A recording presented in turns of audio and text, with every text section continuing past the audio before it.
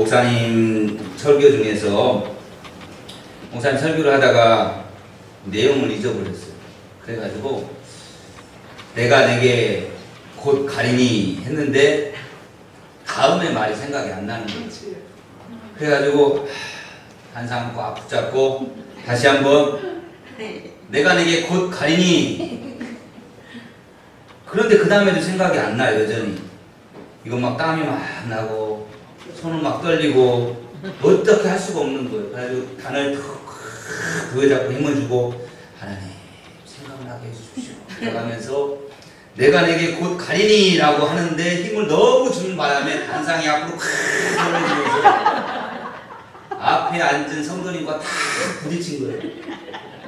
앞에 앉아서 졸고 있던 이 성도님이 깜짝 놀라가지고 아이고 목사님 아이고 죄송합니다 하니까 이 성도님이 하는 말이에요.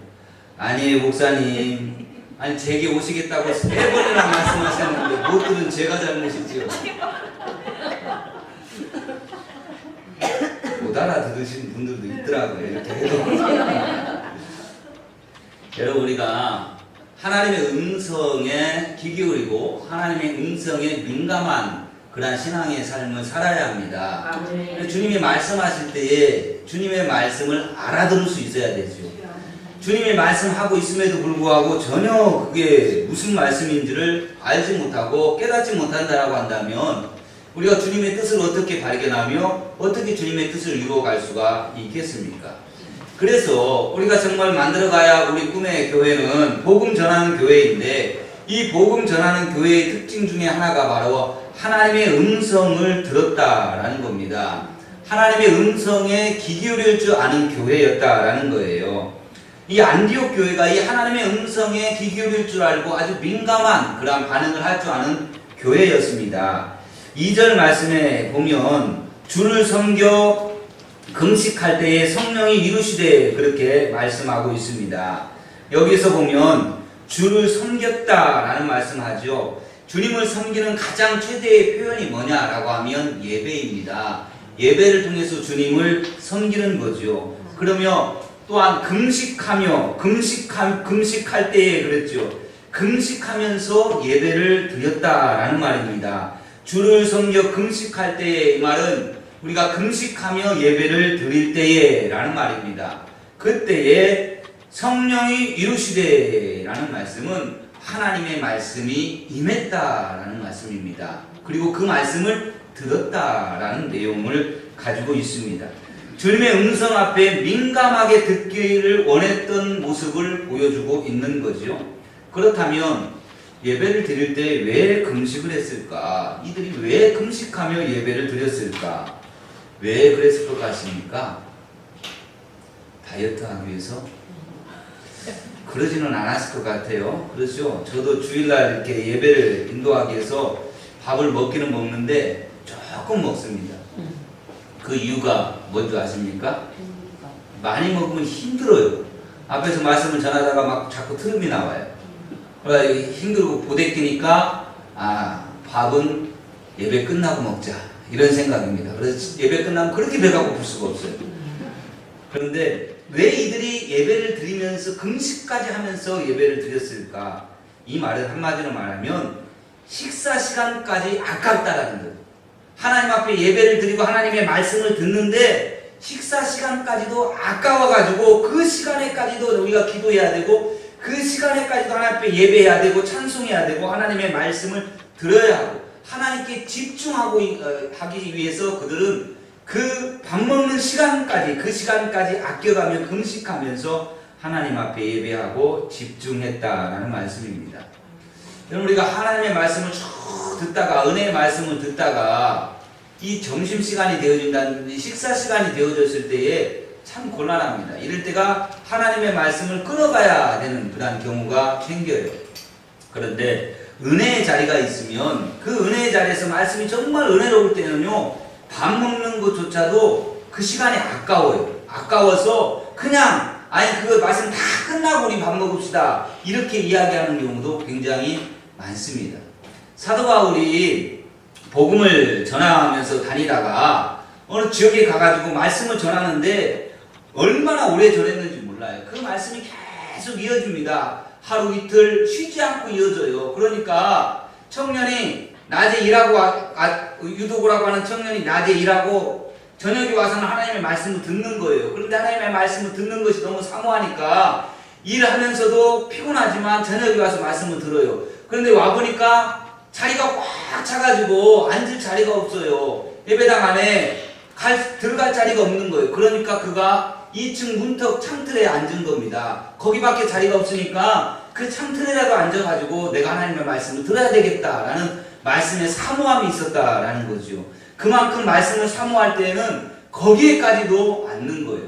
예전에 우리 부흥회 할 때에 제 기억에도 그런 기억이 있어요. 예전에 유명한 부흥 강사가 오셔가지고 말씀을 전하는데 예배당이 꽉 찬 거예요. 옛날에는 예배당이 의자가 어디 있었어요? 없었잖아요. 저희 다닐 때도 마룻바닥이었어요. 마룻바닥. 거기에다가 방석 깔고 앉았잖아요. 방석 깔고 앉아서 그렇게 예배를 드렸는데 성경 찬송가 이렇게 가지고 와가지고 앞에다 놓고 앉아서 예배를 드렸는데 이게 사람이 너무 많아지니까 강사 목사님이 앞으로 성경 찬송가 가지고 오지 마십시오 그러는 거예요. 성경 찬송을 놓을 자리가 없는 거예요. 다 각 사람하고 엉덩이하고 다 붙어가지고 앉는 거예요. 그렇게 앉아도 자리가 없었어요. 그래서 창문을 다 띄었어요. 창문을 다 띄고 창문 밖에서 사람들이 예배 그 말씀을 들으려고 창문 밖에서도 그렇게 귀를 기울이고 얼굴을 들이밀고 그렇게 말씀을 사모했던 기억이 있어요. 그럴 때에 어마어마한 기적들이 한국교회에 일어났습니다.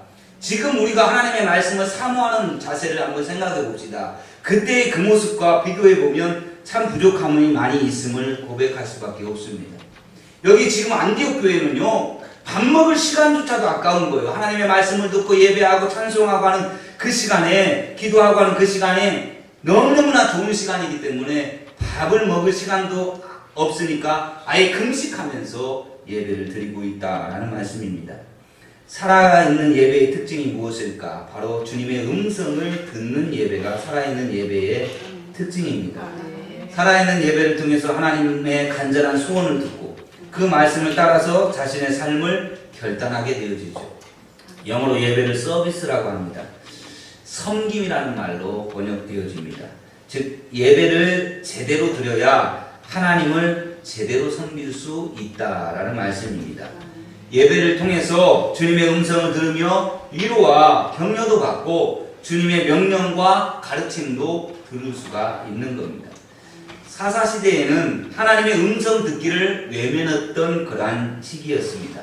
그래서 이 시대의 특징을 뭐라고 말하면 사람이 자기 자신의 소견에 오른 대로 행하였더라 라고 말합니다.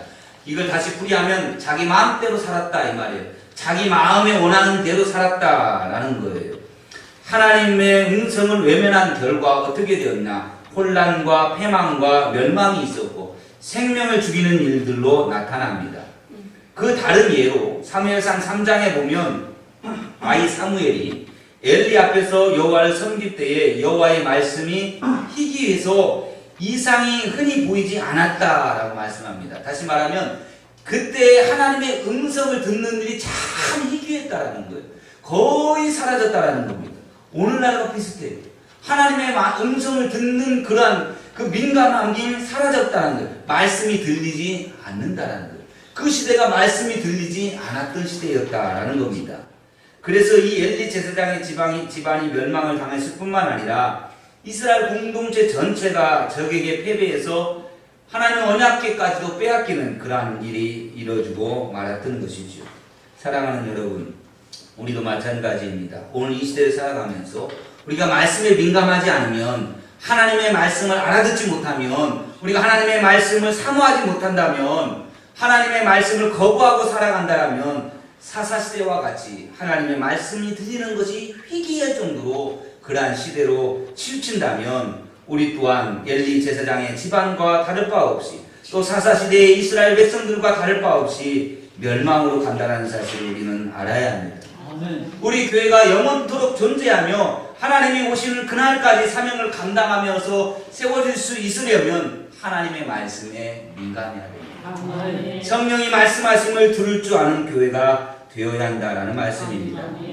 사랑하는 여러분, 내 자신이, 우리 교회가, 우리나라가 성령께서 말씀하시는 것을 듣기 위해서 주님을 섬겨 예배할 때에 지금 우리가 해야 될 것이 과연 무엇일까? 성령이 교회에게 외치는 소리를 들을 수 있는 자, 그런 사람만이 하나님의 일을 감당하면서 살아갈 수 있고, 그런 교회만이 주님의 뜻을 이루면서 살아갈 수 있습니다. 그래서 주님은 사역 중에 늘 하시는 말씀이 귀 있는 자는 들을지어다 라는 말씀을 하시는 거예요. 아니 누가 못 듣습니까? 귀를 가지고 다 태어나는데 다 들어요. 다 듣는데 중요한 게 뭐냐? 하나님의 말씀을 알아들을 수 있느냐라는 겁니다. 영적인 귀를 가지고 하나님의 말씀을 분별해낼 수 있느냐라는 거예요. 아멘. 아무리 많이 말씀이 선포되어져도 틀리지 않으면 무슨 소용이 있겠습니까? 그 말씀이 한 귀로 들어갔다가 한 귀로 흘러버리는 말씀이다라고 하면 그 쏟아져 나오는 그 말씀이 무슨 의미가 있겠습니까? 단 한 번의 말씀이라 할지라도 그 말씀이 내 가슴을 파고들어야 됩니다. 아멘. 내 영혼을 녹일 수 있는 그러한 말씀이 우리에게 들려줄 수 있기를 바랍니다. 아멘. 그렇다면 지금 우리 교회에 말씀하시는 주님의 음성은 무엇일까요? 여러분에게 주님은 지금 무슨 말씀을 하고 계십니까? 요즘 우리 교회를 보면 환자들이 참 많습니다. 자꾸 입원하는 환자들이 생기고요. 아파서 병을 얻는 환자들이 굉장히 많습니다. 이럴 때에 우리들의 마음이 낙심해지기 쉽습니다. 절망 가운데 빠지기 쉽고 왜 이러냐, 우리 교회 왜 이러냐 라는 생각을 가질 때가 가질 수도 있습니다. 왜 자꾸 아픈 사람이 생기지? 왜 자꾸 입원하는 사람이 많지? 이런 생각들을 가지면서 여러분, 그때 우리가 낙심하고 낭망하게 되어진다면 우리는 사탄의 노름에 넘어가는 겁니다. 우리 꿈의 교회가 제대로 세워지기 위하여서 지금 정말 몸부림치면서 세워져 나가려고 하니까 사탄이 회방하는 거예요. 우리를 세우지 못하도록, 우리 꿈의 교회를 세우지 못하도록 회방하고 있는 겁니다. 환자들이 많아져서 낙심에 빠지게 만들고 실망하게 만드는 겁니다. 그렇게 해가지고 우리를 낙심케 해서 하나님의 교회, 우리 꿈의 재단을 넘어뜨리려고 하고 세우지 못하도록 만들기 위한 사탄의 회방이다라는 사실입니다. 그러면 이럴 때에 우리가 무엇을 해야 되나? 기도해야지. 아멘. 그런데 안 나오잖아요. 기도의 자리. 기도해야 되는데 안 하면 이건 우리가 하나님의 음성을 못 듣고 있는 거예요. 하나님은 지금 우리 교회를 향하여 기도하라고 말씀하고 있는 거예요. 그런데 우리가 기도의 자리에 나오지 않는다면 우리는 하나님의 말씀을 외면하고 살아가는 사사시대의 그 모습과 똑같이 살아가고 있는 모습이라는 겁니다. 분명히 하나님은 우리에게 더 좋은 것을 예비해 두신 줄로 믿습니다. 네. 고난이 축복이다라는 말씀이 있습니다. 고난 받아야 축복을 받는 겁니다. 그런데 그 고난이 축복이 되기 위해서는 반드시 그 고난에서 낙심하고 낭망하지 아니하고 그 고난 속에서 하나님의 뜻을 발견할 수 있는 영적인 귀가 열려야 합니다. 아멘. 그게 우리가 기도를 통해서 그 영적인 귀가 열려지는 줄로 믿습니다. 아멘. 사랑하는 여러분, 힘들고 어렵다고요? 고통 가운데 있다고요? 왜 자꾸 나에게는 이러한 일들이 계속 겹쳐서 일어난다고요? 우리 가정은 왜 이렇게 힘든다고요? 왜 내 몸이 이렇게 연약하냐고요? 그럴 때일수록 주님을 의지하고 주님의 능력을 의지하십시오. 아멘. 주님의 능력으로 우리는 다시 일어나게 되는 줄로 믿습니다. 아멘. 지난 금요일날 제가 말씀을 드렸는데, 제가 예전에 교육전수할 때에 그 교회 섬기던 목사님이 참 그 개척교회였는데 건실하게 잘 성장하던 교회였어요. 그런데 그 교회에 이단 문제가 생겼습니다. 그 교회에 정말 열심히 봉사하시는 집사님 가정이 있었어요. 그 교회에서 교회학교 부장도 하고 찬양대도 하고 아무튼 교회 모든 도맡아 잡일은 다 도맡아 했었던 그런 집사님 가정이 있었습니다. 그런데 그 집사님 가정이 당시에 이단이라고 하는 그러한 곳에 가서 훈련을 받고 그분이 그곳에서 은혜를 많이 받았다라고 하는 거예요. 그래가지고 돌아와서 있는데 다른 쪽에 그 교인 중에서 그 사실을 알게 된 거예요. 그러니까 이분을 이단이라고 칭하는 겁니다. 이단이 우리 교회에 있다라는 거예요. 그래서 목사님께 가서 말씀을 한 거예요. 이분은, 이 집사님 가정은 이단입니다. 이단이 하는 집회에 가서 은혜 받고 그렇게 살아가는 사람들입니다. 이단이니까 이들을 내쫓으십시오 라고 한 거예요. 그런데 이 목사님은 이분들을 내칠 수가 없는 거예요. 그분들의 신앙이 너무 예쁘고 아름답고 정말 교회에 충성을 하는 거예요. 그래서 그분들과 많은 면담도 해보고 대화도 해보고 하는데 이분들이 사실은 그게 이단이라고 하는 것을 알고 가서 그 은혜 받은 것이 아니라 누군가의 그 초청을 받아서 이곳에 같은 참 은혜가 넘친다 해가지고 은혜를 사모하는 마음에 그 집회에 참석을 했던 거예요. 그리고 정말 은혜를 받았다라는 거예요. 그런데 이단이라는 사실을 전혀 몰랐다라는 겁니다. 그런데 이제 교회에서는 이분은 이단이니까 내쫓아야 된다 이러는 거예요. 그런데 이 목사님이 그분들을 내쫓지 않았습니다. 이분들도 우리 교회의 교인입니다. 몰라서 그런 집회에 갔던 것이니 다시는 그 집회에 참여하지 않는다고 하니 우리가 용서하십시다. 우리가 품어 주십시다. 라고 이야기를 했는데 결국 그 일로 인하여서 반대파들이 교회를 떠났습니다. 그래서 목사님도 이단이네 라고 하면서 떠났어요. 그래서 한 100여 명 되던 교인이 한 반절 이상이 또 나가버렸습니다. 그 아픔 가운데서 이 목사님 너무나 힘들어하고 너무나 괴로워하셨어요. 그때 제가 찬양에 교육전도사로서 찬양을 인도할 때에 이 찬양을 불렀어요. 근데 목사님이 제 단에서 이렇게 저 아까 찬양할 때에 앉아 있었던 것처럼 앉아서 찬양을 부르는데 펑펑 우시는 겁니다. 아주 오열하면서 우시는 거예요. 그 찬양 인도를 하면서 그 모습이 그 소리가 들리는데 막 온 교인들이 다 눈물을 흘리면서 찬송을 불렀던 기억이 있습니다. 얼마나 힘드셨을까? 얼마나 힘드셨으면 저렇게 오열하시면서 예배 시간에 울고 계실까? 그러면서 그분이 그 찬양을 너무 좋아하게 되시면서 이분이 그 찬양에 힘입어서 이 찬양에 힘입어서 많이 다시 내가 일어설 수 있게 되었다라고 고백을 합니다. 그 찬양을 이 시간에 함께 우리 같이 불러보도록 하겠습니다. 예수의 이름으로 나는 일어서리라 라고 하는 곡입니다. 나는 일어서리라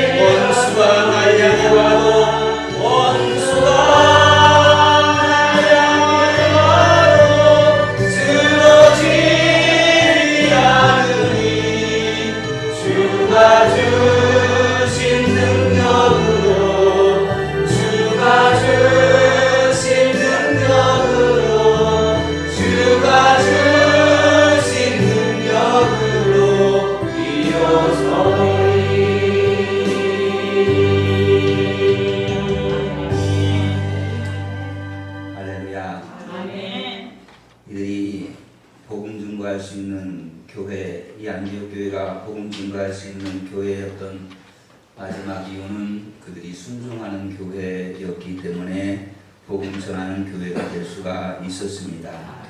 3절 말씀에 보면 이에 금식하며 기도하고 두 사람에게 안수하여 보내니라 라고 그렇게 말씀하고 있습니다. 하나님의 음성을 듣고 안디옥 교회는 심각한 고민에 빠집니다. 하나님의 음성을 듣기 위하여서 금식하면서까지 예배를 드렸는데 하나님의 음성이 들린 겁니다. 그런데 그 음성이 뭐라고 말씀하시냐? 두 사람에게 안수하여 보내라 라는 그러한 음성이었습니다. 복음을 전하기 위하여서 보내는 거, 선교사를 파송하는 거 중요한 일입니다. 그런데 교회의 리더를 보내라 라는 것입니다. 그것도 이 안디옥 교회를 이끌어가던 최고의 리더였던 바나바와 바울을 그 둘을 선교사로 파송하라라는 것이었습니다. 안디옥 교회는 자신들이 생각하는 것과는 너무 다른 하나님의 음성이 들려왔던 겁니다. 내 계획, 내 뜻, 나아가서 우리 교회의 뜻과 기대가 하나님과 다를 때 우리는 어떻게 해야 할까요? 내 이성과 내 판단으로 도무지 납득이 되지 않을 때 안디옥 교회는 금식하며 기도합니다. 내 뜻이 아니라 주님의 뜻이 이루어지기를 위해서 기도하는 기도였습니다. 그런데 그 뜻을 따르기에는 도무지 납득이 되지 않는 내용이었습니다. 그래서 자신들을 죽이는 기도가 바로 금식 기도였습니다. 주님, 내 뜻은 있지만 그리고 주님 뜻이 옳은 줄 알지만 도무지 순종하기가 어렵습니다. 그러니 도와주셔서 우리로 하여금 주님의 뜻에 순종할 수 있도록 도와주옵소서. 이런 의미를 가지고 했던 기도가 바로 안디옥 교회의 금식 기도였습니다. 예수님의 겟세마네 동산의 기도를 살펴보십시오. 우리 주님은 할 수 있으면 십자가를 피할 수 있게 해달라고 하나님 앞에 간청을 했습니다. 그러면서도 자신의 뜻이 아니라 하나님의 뜻이 이루어지게 해달라고 기도하는데 땀방울이 핏방울로 맺혀져서 내려옵니다. 자아를 죽이는 거, 내 자신을 죽이는 거, 내 생각, 내 판단, 내 뜻을 죽이는 거, 그만큼 고통스럽고 힘든 일이라는 것을 의미하는 것입니다. 그러나 결국에 안디옥 교회의 순종이 얼마나 많은 생명의 열매를 맺게 되었습니까? 복음이 증거되어야 할 곳에 증거되어지면서 죽어야 할 심령들이 다시 살아나게 되었습니다. 나의 꿈은 깨어졌지만 주님의 꿈이 이루어질 때에 수많은 생명이 살아나는 역사가 일어나는 것입니다.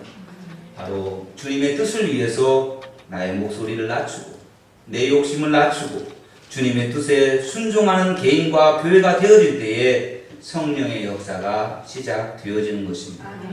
사랑하는 여러분, 그래서 우리는 내 목소리를 낮추고 내 생각을 낮추고 내 뜻을 낮추어야 합니다.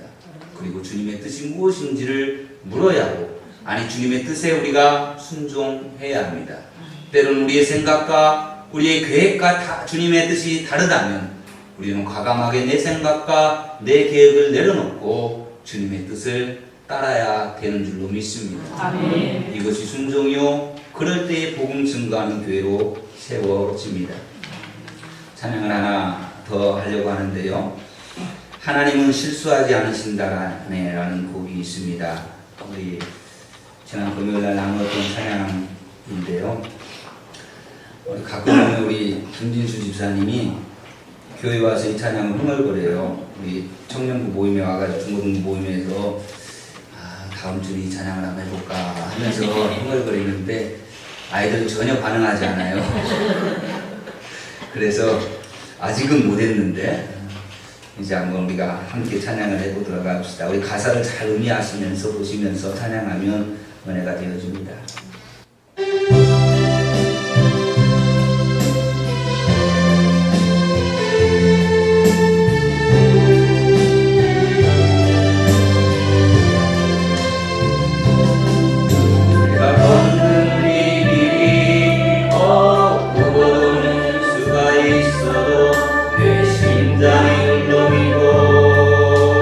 가슴 아파도 내 가슴 속